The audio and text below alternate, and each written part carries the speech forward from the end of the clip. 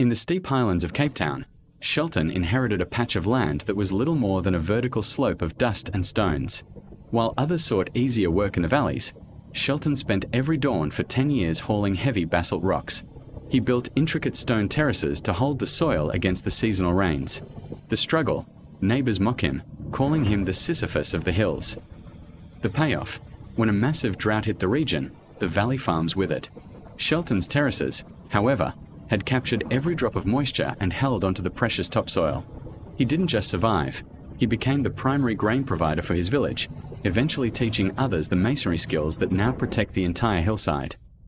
Ngozi started with nothing but a tray of roasted ground nuts on her head in the bustling markets of Lagos. She didn't just sell, she studied. She tracked which corners had the most foot traffic at 5 p.m. and which bus drivers needed a quick snack. She saved every kobo, denying herself the colorful lace fabrics her peers bought for parties. The grind. For 15 years, she transitioned from a tray to a stall, then from a stall to a wholesale warehouse. The payoff. Today, Mama Groundnut owns a fleet of distribution trucks. Her hard work paid for her 4 children to attend university abroad, proving that a fortune can be built one nut at a time. In a small village without electricity, Kizomo saw the burden of darkness, while others accepted the dim glow of expensive kerosene lamps. Kizomo walked 20 kilometers twice a week to a training center to learn the basics of solar circuitry. She worked as a farm laborer by day and studied wiring diagrams by the light of a fire at night. The vision. She used her meager savings to buy her first small solar panel. The payoff. She began a small business charging phones and renting out solar lanterns. Her tireless hustle eventually caught the eye of an NGO, which partnered with her to electrify her entire district. Kizomo is no longer a laborer. She's the region's lead renewable energy consultant.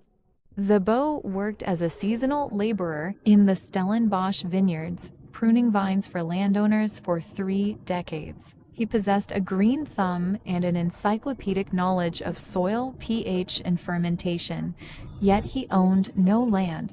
He worked overtime shifts at a local bottling plant to save enough to lease a neglected, sour plot of land that no one wanted. The laborer.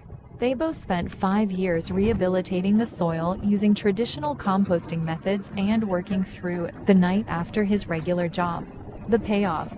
His first vintage won a prestigious national award.